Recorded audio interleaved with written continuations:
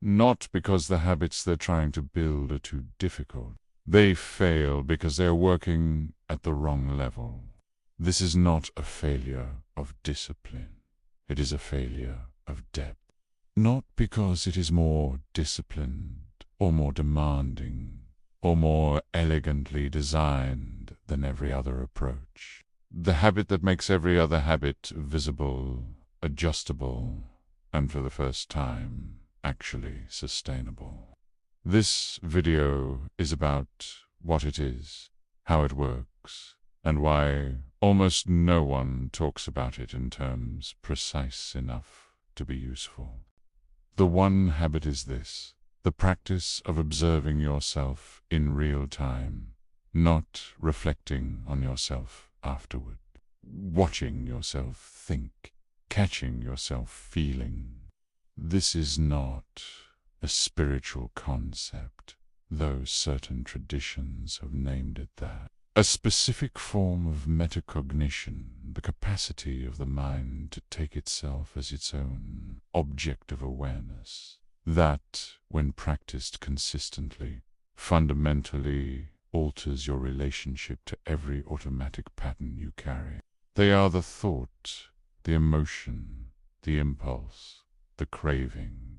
There is no distance between the stimulus and the response. Only the response, happening seemingly on its own, and the self arriving afterward to explain why it was inevitable. A barely perceptible pause between the trigger and the reaction. Everything that has ever been called growth, transformation, or self-mastery lives inside that gap. The story most people tell themselves is that they make decisions. This story is largely a fiction, not because people are unconscious, but because the vast majority of daily behavior is executed automatically by systems that operate below the threshold of deliberate choice. Neurologically, habits are patterns so deeply encoded through repetition that they are processed in the basal ganglia, a region of the brain associated with procedural memory and automatic execution, rather than in the prefrontal cortex, where conscious deliberation occurs. By the time you're aware of a habitual behavior, it is often already begun. The environment triggered the pattern executed. The conscious mind arrived at the scene of something already in motion. It is fighting a system with a mechanism that the system doesn't require. You can only make it visible. Every automatic behavior follows the same structure. The behavior occurs. That reinforces the connection between the cue and the pattern and makes the automatic execution more efficient the next time. You do not decide to reach for the phone. The boredom cues it. The discomfort of being seen cues it. You do not decide to avoid the difficult conversation. And the pattern runs. And the avoidance happens. And the temporary reduction in anxiety reinforces the avoidance. And the next time the cue appears, the pattern runs slightly faster, with slightly less resistance. This is not a character flaw.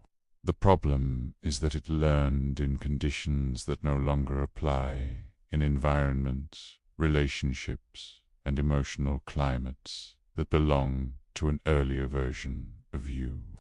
And it has been faithfully, efficiently running those outdated programs ever since. This is where most descriptions of this practice go vague, retreating into abstraction when precision is what's actually required. Self-observation, as a daily practice, has a specific texture. It begins not with meditation or journaling or any formal structure, but with a single repeating question. What is actually occurring in the body, in the quality of attention, in the internal narrative running in the background of whatever the surface situation appears to be? You notice the contraction before you decide what it means. You are about to make a decision, and there is a familiar pull toward the familiar option. You notice the pull before you follow it. You notice the defensiveness before it becomes your response. This noticing is not the same as analyzing. It is not the same as judging. It is simply the act of registering what is present accurately, without the immediate impulse to change it, explain it, or perform a different response. The observation comes first, because in the after there is a moment, however brief, of genuine agency. Because what changes when you begin to watch yourself consistently is not just the frequency of the automatic responses, it's your relationship to them. Before the habit, you are the pattern. There is no distance between the automatic system and the self. So the self takes the shape of the system. The anxiety is something occurring in you, something you can observe with increasing steadiness, rather than something that constitutes you completely. The avoidance is a behavior you can catch at its origin point, before execution, rather than a character trait you are permanently subject to. Thousands of small moments of awareness, each one adding a layer of distance between the automatic system and the self that is deciding what to do with it. The reason this is the one habit that changes every other habit is structural. You can now catch the cue before it activates the pattern. Not infinitely, not always enough, not every time. That is the mechanism by which the master habit changes every other habit, not by replacing them directly. There is a specific resistance that arises when this practice is taken seriously, and it is worth naming it directly. But they experience it as threat, from running below the threshold of conscious awareness. The moment you begin observing them accurately, consistently, without looking away, their efficiency is disrupted. You will notice things about your patterns that are difficult to see. You will observe the gap between the person you believe yourself to be and the person your automatic behavior reveals. The discomfort is not the cost of the practice, and it diminishes not because you learn to look away again, but because what was once hidden, once fully seen and integrated, no longer requires the energy of suppression to maintain. It is an architecture. Every other identity shift, every other attempt at living more deliberately now has somewhere solid to stand, because they are rooted in something internal and continuous. The observation is always available. The choice to act from intention rather than automation is always, not always easy, but always present as a genuine option. Not the control of never feeling the pull of the old patterns. That is the architecture that self-observation builds, quietly, incrementally, through 10,000 small moments of choosing to watch rather than simply react. What it has is depth.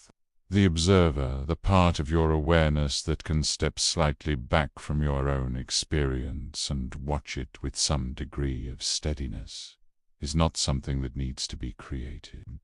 It is already present. It has always been present.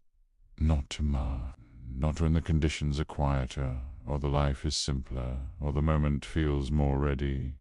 Now, in this moment, the background narrative this has activated. Notice it.